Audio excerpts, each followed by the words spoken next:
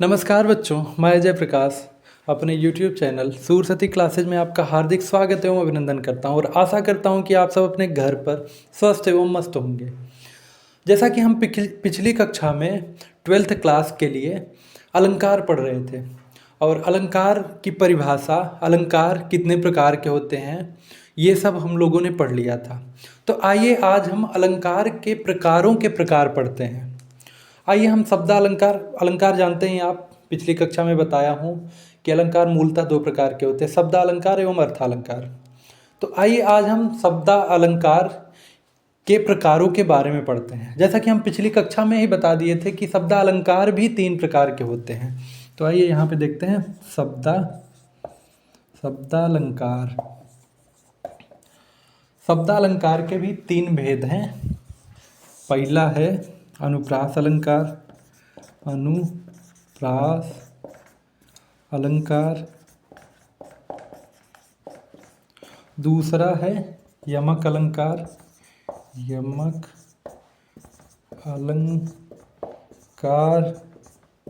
और तीसरा है श्लेष अलंकार।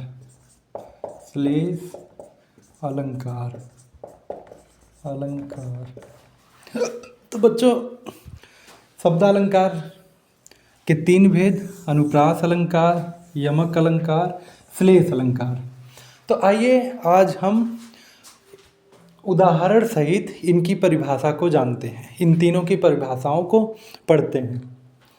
बच्चों, पहला है अनुप्रास अलंकार। आइए हम अनुप्रास अलंकार के बारे में जानते हैं। बिना लिखे हम मौखिक रूप से अनुप्रास अलंकार की परिभाषा को जानेंगे।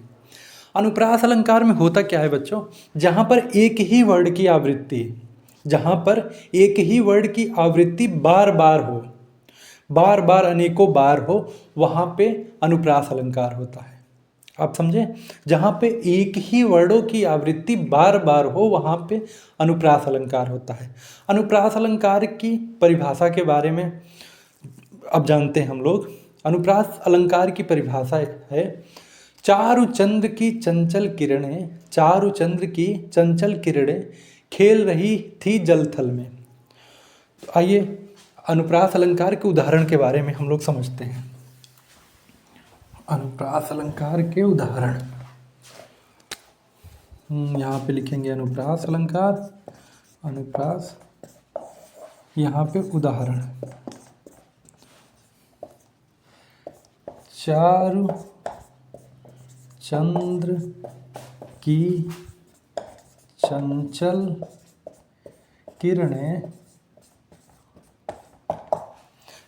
चंद्र की चंचल किरणें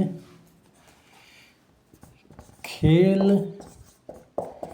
रही थी जल थल में। बच्चों, आप सबको समझ में आ रहा होगा, चारु चंद्र की चंचल किरणें खेल रही थी जल थल में। यहाँ पे हम कैसे पहचानेंगे कि यहाँ पे अनुप्रास अलंकार है? जैसा कि मैं परिभाषा में बताया हूँ कि जहाँ पर एक ही वर्ड की आवृत्ति बार बार आए, अनेकों बार आए, वहाँ पे अनुप्रास अलंकार होता है। तो आइए समझते हैं यहाँ इस उदाहरण में अनुप्रास अलंकार कैसे है, अनुप्रास अलंकार कैसे विद्यमान इस उदाहरण में है। आइए समझते हैं। यहाँ पे चारु, चंद्र की चंचल, इन्हीं तीनों शब्दों से हम समझ सकते हैं कि इसमें अनुप्रास अलंकार है। देखिए यहाँ पर चा वर्ड की आवृत्ति एक से अधिक बार या बार बार आई है, इसलिए यहाँ पे अनुप्रास अलंकार होगा। चारु में चा, चंद्र में चा, चंचल में चा 2 बार, यहाँ पे इसलिए अनुप्रास अलंकार होगा। आशा करता हूँ कि आप सब अनुप्रास अलंकार को बहुत ही सरल भाषा में समझ गए होंगे, और ये मैं आपसे आशा उम्मीद सारी चीज़ें कर रहा हूँ कि ये किसी भी परीक्षा में, चाहे हाई स्कूल, चाहे इंटर, चाहे 11, चाहे 9, चाहे किसी भी कक्षा में पूछा जाए, आप सब इसको कभी भूलेंगे नहीं। आप जो ट्रिक मैं बताया हूँ उसको उपयोग करके आप आराम से ढूंढ सकते हैं कि इसमें कौन सा अलंकार है। अनुप्रास अलंकार बहुत ही ईजी, बहुत ही सरल है, और सरल मान के आप इसको इतना भी सरल मत समझ लीजिएगा कि आप तुरंत पहचान लेंगे। ये परीक्षा में ज़रूर पूछेगा। ठीक है बच्चों, आइए अब पढ़ते हैं हम यमक अलंकार के बारे में। कौन सा? यमक अलंकार। शब्द अलंकार के भेदों में यमक अलंकार हम पढ़ेंगे। यमक अलंकार। यमक अलंकार के बारे में बच्चों हम मौखिक रूप से इसकी परिभाषा को पढ़ लेते हैं, उसके तत्पश्चात हम व्हाइट बोर्ड पे इसके उदाहरण को समझेंगे। आइए बच्चों जानते हैं यमक अलंकार के बारे में। यमक अलंकार में ये होता है जहाँ पर एक शब्द दो या दो से अधिक बार आए, वहाँ पे यमक अलंकार होता है। जहाँ पर एक ही शब्द दो बार या तीन बार या अनेकों बार आए, वहाँ पे यमक अलंकार होता है। परिभाषा आप लोग समझ गए होंगे, उम्मीद है, मैं उम्मीद करता हूँ कि आप सब परिभाषा समझ गए होंगे। जहाँ पर एक ही शब्द बार बार आए और उसके अर्थ अलग अलग हों, जहाँ पर एक ही शब्द बार बार आए और उसके अर्थ हर बार अलग हों, वहाँ पे यमक अलंकार होगा। यमक अलंकार की उदाहरण के बारे में बात किया जाए बच्चों, तो यमक अलंकार का उदाहरण एक सीधा सा सिंपल सा, आपके घर में जो बुजुर्ग लोग होंगे हमेशा इस दोहे का या पद का प्रयोग हमेशा करते रहते हैं, उठते बैठते आपको ताने मारते रहते हैं। आइए इसके उदाहरण के बारे में हम जानते हैं। इसके उदाहरण में है, कनक कनक ते 100 गुनी, मादकता अधिकाय, या खाए बौराए नर, या पाए बौराए जग। आइए देखते हैं कनक कनक ते 100 गुनी का उदाहरण में कनक कनक ते 100 गुनी, कनक कनक ते 100 गुनी, मादकता अधिकाय, कनक कनक ते 100 गुनी, मादकता अधिकाय, या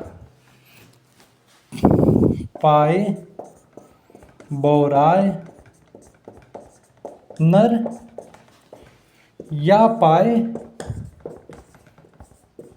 या खाए बौराए नर, या खाए बौराए नर, या पाए बौराए। इसका उदाहरण बच्चों सिंपल सा है, कनक कनक ते 100 गुनी, मादकता अधिकाय, या खाए बौराए नर, या पाए बौराए। आइए इसके बारे में समझते हैं, इस उदाहरण में कैसे यमक अलंकार है। यहाँ पे बच्चों कनक और कनक 2 बार आया है, एक ही शब्द 2 बार आया, परंतु इसके अर्थ जो हैं दोनों के अलग अलग हैं। एक कनक का अर्थ है बच्चों, एक कनक का अर्थ धतूरा है, एक कनक का अर्थ धतूरा है, एक कनक का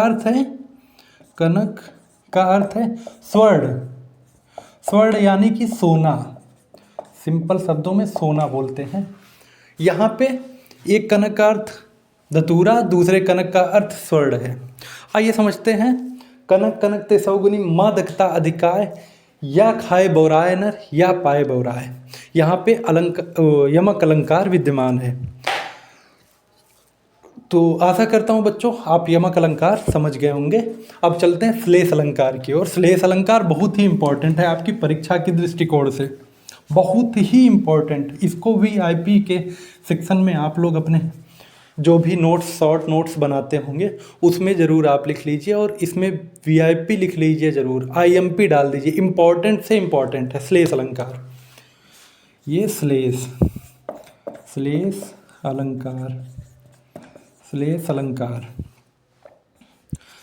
अलंकार बच्चों, चलिए इसकी परिभाषा जान लेते हैं हम लोग।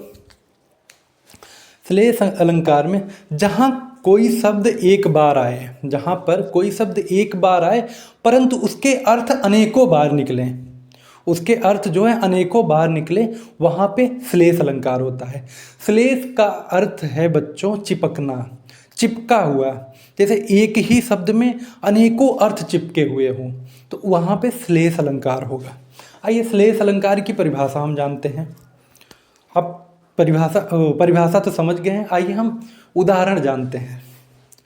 उदाहरण, श्लेष अलंकार का उदाहरण रहीमन पानी राखिए बिनु